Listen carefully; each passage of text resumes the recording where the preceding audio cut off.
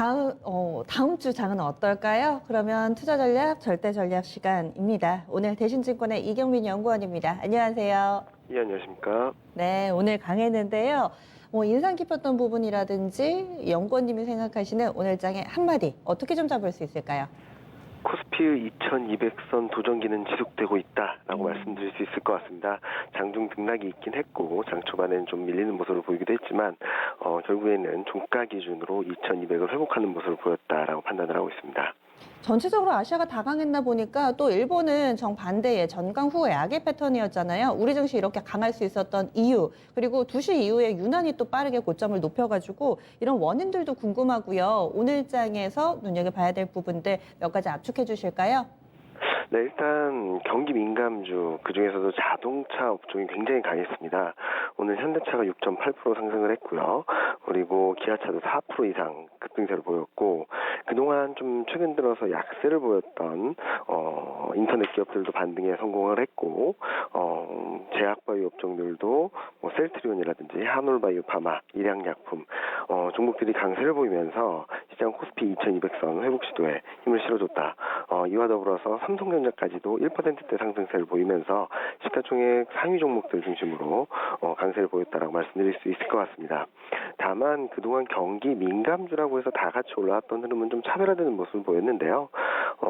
삼성전자, 현대차 이런 대형주들이 강세를 보이는 가운데 금융주라든지 SK이노베이션 같은 그런 에너지, 화학 또는 금융주들이 상대적으로 약세를 보이면서 경기 민감주 내에서도 좀 차별적인 흐름들이 나타난 것이 아닌가라는 생각을 하는데요.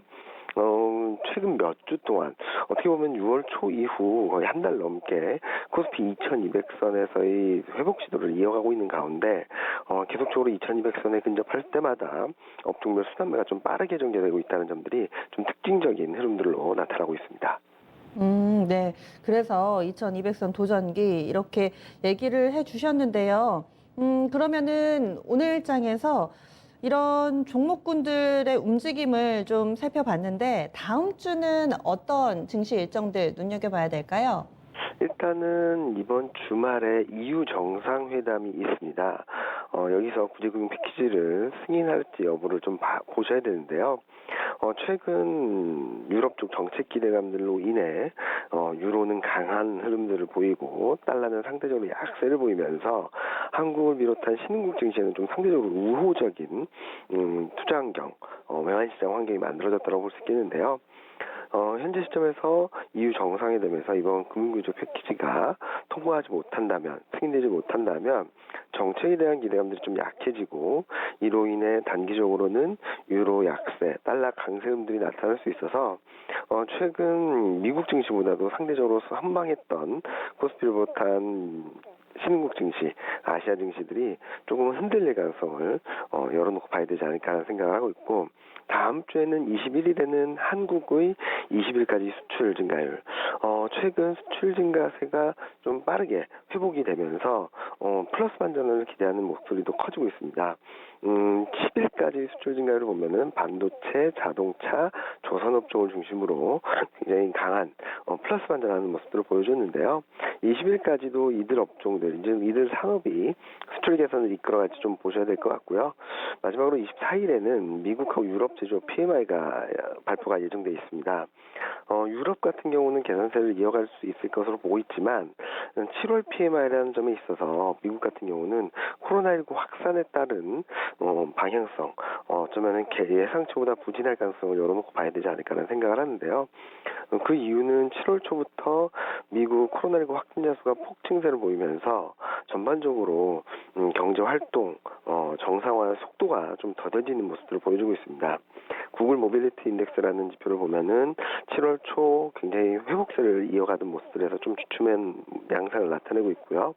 댈러스 연준에서 발표하는 미국 활동성 지수 또한 7월 초 이후에는 좀 약해지는 모습들을 보여주고 있어서 이런 흐름들이 경기의 지표에 어떤 영향을 줄지를 한번 지켜보시면 좋을 것 같습니다.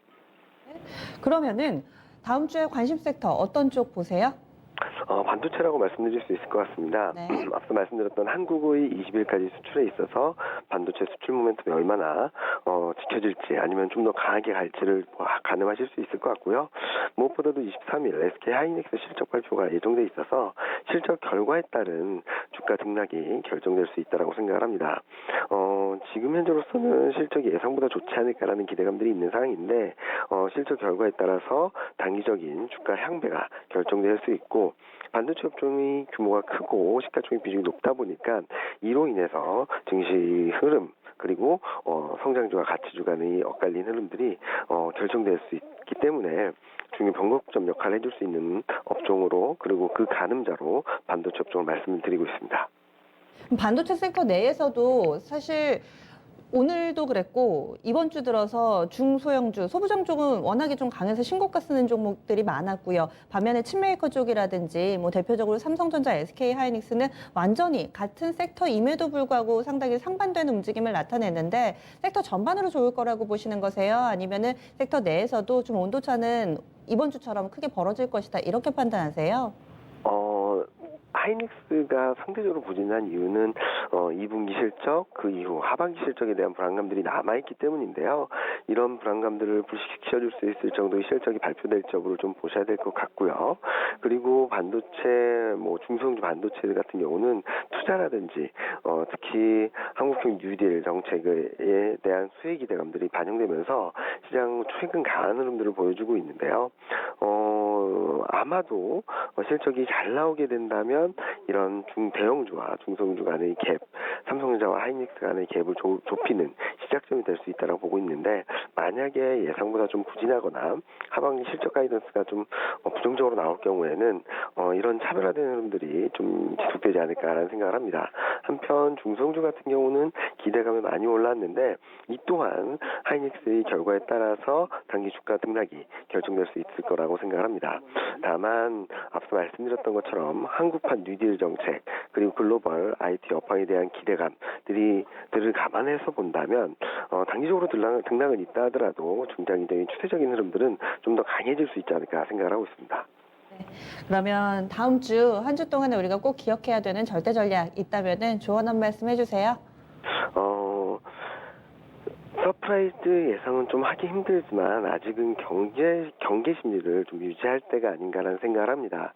코스피 2200선에 맞닿으면서 업종별 엇갈린 흐름, 종목별 엇갈린 흐름들이 반복되고 순환매가 빨라지고 있는 상황인데요. 앞서 말씀드렸던 EU 정상회담 그리고 미국, 유럽 제조 PMI 이런 여러 가지 이벤트와 경제지표 발표 예정들이 시장의 높아진 시장의 눈높이를 충족시켜줄 수 있을지를 확인하고 대응하셔도 늦지 않다라고 생각을 하고요.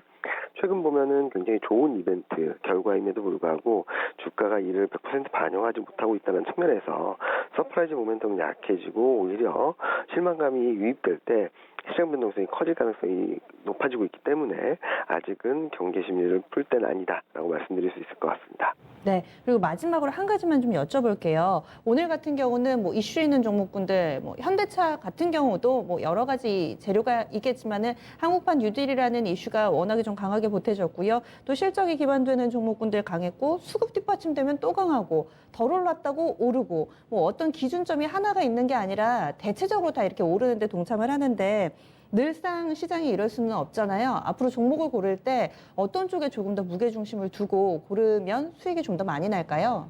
일단은 향후 시장 흐름들은 실적 장세, 펀더멘털 장세로 들어갈 수 있다고 생각을 합니다. 그렇게 된다면 지금도 좋지만 앞으로도 좋을 수 있는 업종들을 좀 보셔야 될 것 같은데요. 무슨 의미냐면 많은 분들이 경기가 턴어라운드하고 실적이 좋아지면 경기 민감주, 가치주가 움직일 수 있다고 생각을 하시는데 실적 장세라고 한다면 실적 가시성이 올해 내년뿐만 아니라 그 이후로도 좀 긴 호흡에서도 실적 개선세가 이어지고 있는지를 보셔야 되는데 일단 2022년까지 실적이 꾸준히 레벨업된 업종들을 보면 제약바이오, 인터넷, 2차전지, 반도체 업종들이 대표적이라고 말씀드릴 수 있을 것 같습니다. 이들 업종들 중에서는 많이 오르는 업종들도 있고 아직까지 덜 오르는 업종들도 있는데 많이 올랐다고 해서 못 갈 이유는 아니다라는 거죠. 따라서 지금 주도주라고 말씀드릴 수 있는 언택트 수혜주, 정책 수혜주들을 중심으로 계속적으로 비중을 늘려가시고 단기적으로 변동성이 커진다면 이들 업종 중심으로 비중 확대 전략이 여전히 유효하다라고 말씀드리고 수 있겠습니다. 상승 추세가 지속되는 과정에 있어서는 주도주가 교체되지는 않을 것으로 생각을 합니다. 장기적인 성장성을 가진 종목군들 그리고 주도주 대마불사라는 사자성어 다시 한번 좀 상기시켜 주시네요. 알겠습니다. 자세한 말씀 고맙습니다. 네, 감사합니다. 네.